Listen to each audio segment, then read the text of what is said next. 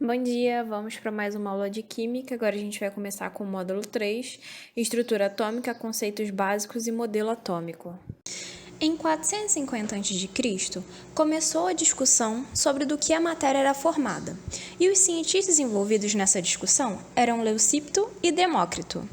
Eles teorizavam que o universo precisaria ser composto de um número infinito de microscópicos pedaços, que não continham nenhum vazio, por isso não poderiam ser divididos. Imagine um palito. Agora tente quebrá-lo. Chegará um momento em que ele vai estar tão pequeno que você não vai mais conseguir quebrar, sendo assim indivisível. Para esses filósofos, a matéria era formada por algo pequeno que não podia ser dividido, e isso eles chamaram de átomo, que significa não divisível. Nessa época, existiam outras teorias, e a mais famosa era que o Aristóteles acreditava que a matéria era formada pelos 4 elementos: terra, fogo, ar e água. Por conta do Aristóteles e outros não acreditarem na teoria do Leucipto e Demócrito, ela acabou ficando de lado, e eles só voltaram a considerá-la novamente depois de quase 2000 anos. Em 1800, Dalton voltou com a ideia da matéria ser constituída por átomos. A partir de experimentos, para ele, o átomo era considerado uma esfera maciça, indivisível e indestrutível, e esse modelo ficou conhecido como bola de bilhar. O Dalton acreditava nos seguintes princípios. Para ele, a matéria era formada por átomos. Os átomos de diferentes elementos vão ter propriedades diferentes, já os átomos do mesmo elemento vão ter propriedades iguais. Para ele, os átomos não se alteravam como formavam componentes químicos, além de não poderem ser nem criados e nem destruídos. Dalton disse que uma reação química nada mais é do que uma reorganização dos átomos. Só que o modelo do Dalton tinha suas falhas. Ele não conseguia explicar a natureza elétrica da matéria. No final do século XIX, Thomson elaborou um experimento, usando tubos de raio catódico. Esses tubos eram constituídos de vidro, e grande parte do ar era removido do seu interior. Thomson conectou em cada uma das extremidades desse aparato um fio de metal e ligou esse sistema em alta tensão. Ao fazer isso, era possível observar um feixe luminoso, o qual ele chamou de raio catódico. Na extremidade direita, Thomson adicionou um campo elétrico externo, e com isso, ele percebeu que o feixe luminoso era desviado no sentido da placa carregada positivamente, o que levou a acreditar que essa emissão, na verdade, possuía cargas negativas. Essas cargas foram atribuídas a partículas menores, que estavam no interior do átomo e que foram chamadas de elétrons. Então, o átomo para Thomson era uma esfera de massa positiva com cargas negativas incrustadas, e com isso ele consegue explicar o caráter elétrico da matéria. Então, esse modelo de Thomson ficou conhecido como pudim de passas. Só que para a gente, pudim de passas não é tão comum. Então, se a gente for levar para o nosso universo do nosso país, esse modelo dele seria chamado como se fosse um panetone, onde tem aquela massa, que seria a massa positiva, e aquelas passas que ficam incrustadas no panetone seriam os elétrons de carga negativa. Ernest Rutherford propôs um modelo atômico no qual a estrutura do átomo se assemelhava a um sistema solar, indicando que o modelo proposto por Thomson não estava correto. Seu experimento consistiu em usar uma fonte radioativa para criar um feixe de luz direcionado para uma placa muito fina de ouro.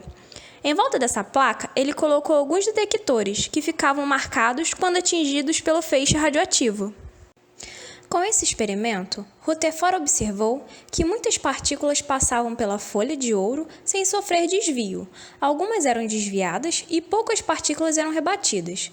Com isso, ele concluiu o seguinte: a maior parte das partículas alfa atravessou a lâmina de ouro sem sofrer desvio. Logo, o átomo não é totalmente maciço, ou seja, parte dela é composta por um grande vazio, o qual foi chamado de eletrosfera. As partículas alfas utilizadas no experimento eram de carga positiva. Como algumas sofreram desvio, significa que estas teriam encontrado no caminho algo de carga oposta que as atraiu. Essa atração, de acordo com Rutherford, foi ocasionada pelos elétrons que se encontravam em movimento na eletrosfera. Por fim, para justificar o porquê de poucas partículas terem sido rebatidas, Rutherford afirmou que havia algo maciço no interior do átomo, o qual denominou núcleo. Essa região possuía carga positiva, o que justifica a repulsão sofrida pelas partículas de carga positiva. Com isso, ele concluiu que o átomo é formado por um núcleo central, onde ficam os prótons, que são as cargas positivas, e ao redor tem a eletrosfera, onde ficam os elétrons girando, que apresentam carga negativa. O problema do modelo de Rutherford é que ele não conseguiu explicar duas situações. Primeiro, se dentro do núcleo existem cargas positivas, que são cargas iguais, como é que essas cargas positivas não sofriam repulsão? Como os prótons não sofriam repulsão? Outra coisa que ele não conseguiu explicar é que, se os elétrons ficam girando na eletrosfera ao redor do núcleo, como não chega um momento em que a energia deles acaba e eles acabam colidindo com o núcleo? Então, esse modelo de Rutherford tinha essas duas falhas. Como eu disse no slide anterior, o modelo de Rutherford não conseguia explicar duas situações: o porquê os prótons sofrem repulsão e porquê os elétrons não perdem energia e se chocam com o núcleo. No mesmo século, Chadwick conseguiu provar a existência dos nêutrons. O que são os nêutrons? São partículas que existem dentro do núcleo junto com os prótons, só que de carga neutra. Então, esses nêutrons ficam entre os prótons, criando uma distância entre eles. Sendo assim, eles conseguem diminuir essa repulsão que tem entre os prótons.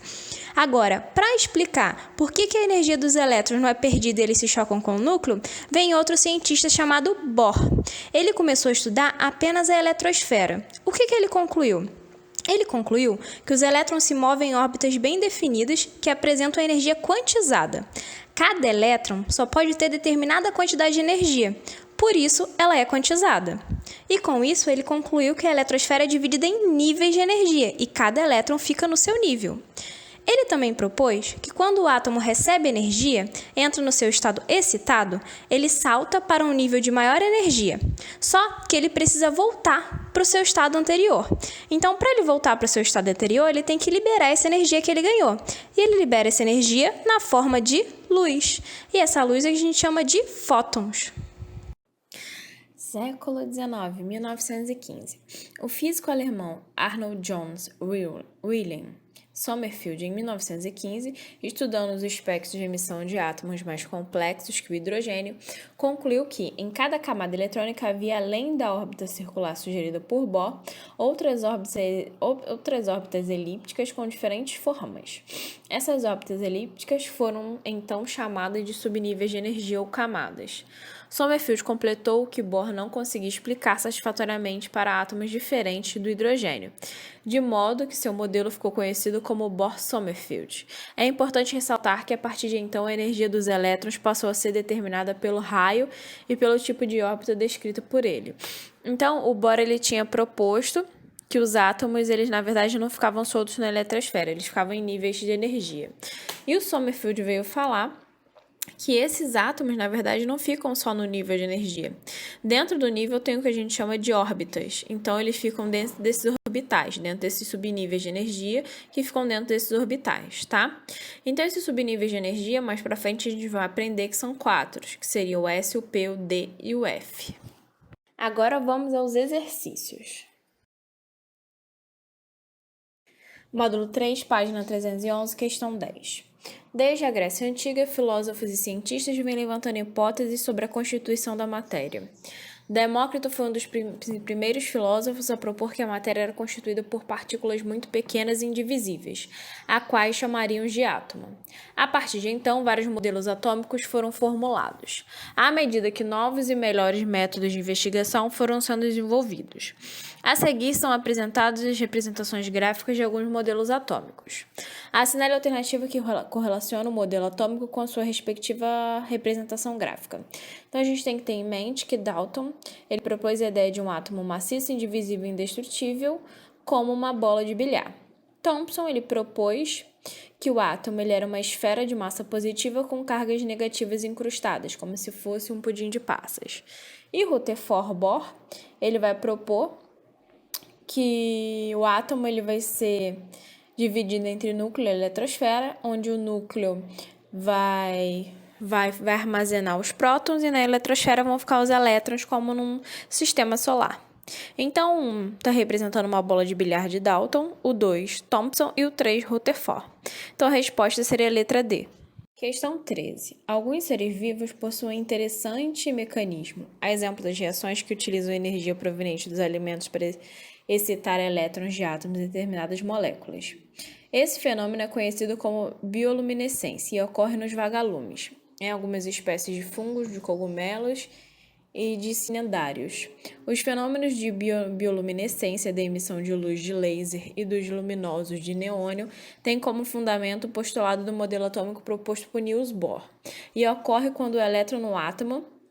Então, basicamente, esse elétron ele vai receber energia, consequentemente, ele não vai conseguir ficar mais naquele nível, então ele vai subir para um nível que aguente mais energia, só que ele precisa retornar para o lugar dele. Então, quando ele retorna, ele libera energia na forma de fótons, que é o que a gente enxerga, tá?